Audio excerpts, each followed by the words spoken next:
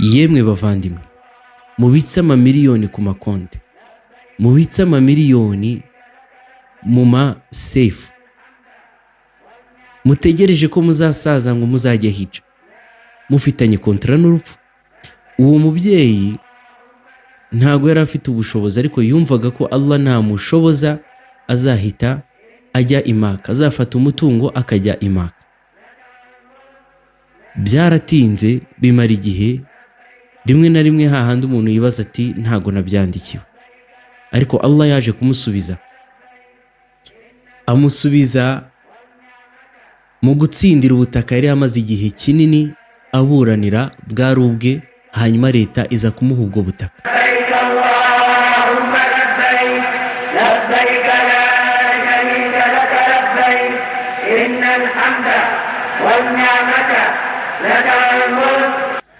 Iki nicyo kikugaragariza ko hija atari pasiporo, atari indege, ahubwo ari umutambagiro mutagatifu, ari umuhamagaro guturuka kwa Allah, hanyuma abagaragu ba Allah bakamwitaba mu mpande zose z'isi igihe iyo kigeze.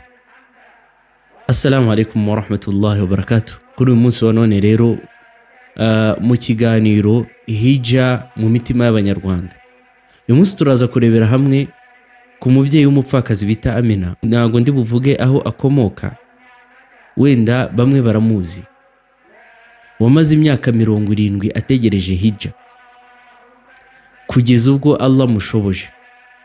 Mbere na mbere, wenda mbere yo gutangira iyo nkuru iteye amatsiko, ituma umuntu ajenga amarira mu maso, ituma umuntu yibaza ati ese njyewe ndinde, ni uruhe ruhare mpa agaciro ino minsi 10 ya Dhul-Hijja.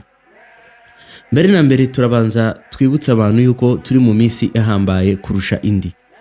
Ikindi nuko umuntu uzasiba umunsi wa 9, intumwa y'Imana sallallahu alayhi wasallam muri hadithi y'ukuri yagaragaje ko Allah azamubabarira ibyaha byabanje ndetse n'ibyaha by'umwaka uzakurikira. Bavandimwe wa Islam, ibi bintu ni by'agaciro. Ndanabibutsa yuko kuri uwo munsi byibuze twagerageza tugasiba ku muntu ufite ubushobozi ndetse udafite n'uburwayi. Twigarukiye rero ku nkuru yacu y'umubyeyi bita Amina w'umupfakazi. Nyuma yo kumva ijambo hija mu mutima we no mu matwi ye, yaravuze ati njyewe kuki ntajya hija. Yabyumvisha akiri umwana, birumvikana ntago yari afite ubushobozi, ariko hacaho imyaka 10, 20, 30, 40, 50, bigera muri 70. Uwo mubyeyi ntago yari afite ubushobozi, ariko yumvaga ko Allah namushoboza azahita ajya i Maka, azafata umutungo akajya i Maka. Byaratinze bimara igihe, rimwe na rimwe hahandi umuntu yibaza ati ntago nabyandikiwe, ariko Allah yaje kumusubiza, amusubiza mu gutsindira ubutaka yari amaze igihe kinini aburanira, bwari ubwe, hanyuma leta iza kumuha ubwo butaka. Ikintu yahise atekereza cya mbere, yatekereje za nzozi ze yashakaga kugeraho. Nta kindi, yagurishije ubwo butaka buvamo amafaranga, afata amwe muri ayo mafaranga, hanyuma aravuga ati ngiye hija. Uwo mubyeyi bamuganiriza yasubije ngo nta kintu cyanshimishije mu buzima nko guhagarara imbere ya Kaaba ndi kwireba. Nanone aravuga ati ngeze kuri Kaaba naraturitse ndarira, shimira Imana iyo itajya yibagirwa abagaragu bayo, itajya yirengagiza abagira neza. Hanyuma yaragize ati ndagushimira yuko ungejeje aha utanyibagiwe, niyo napfa ubu ngubu napfa nishimye. Icyo ngusaba noneho Mana uzanyakire. Iyo nkuru bamwe mu bantu yabagezeho imitima irashenguka, amarira aragwa. Imyaka 70 hafi irenga utegereje hija, Allah akaza kugusubiza. Yemwe bavandimwe, mubitse amamiliyoni ku makonti, mubitse amamiliyoni mu ma safe, mutegereje ko muzasaza ngo muzajya hija, mufitanye kontra n'urupfu. Niho muri aka kanya rero mbanyira ngo tuganire izi nkuru zirusheho kudukangura mu mitima, tumenye ikiri imbere, tumenye n'ikibanze gukora.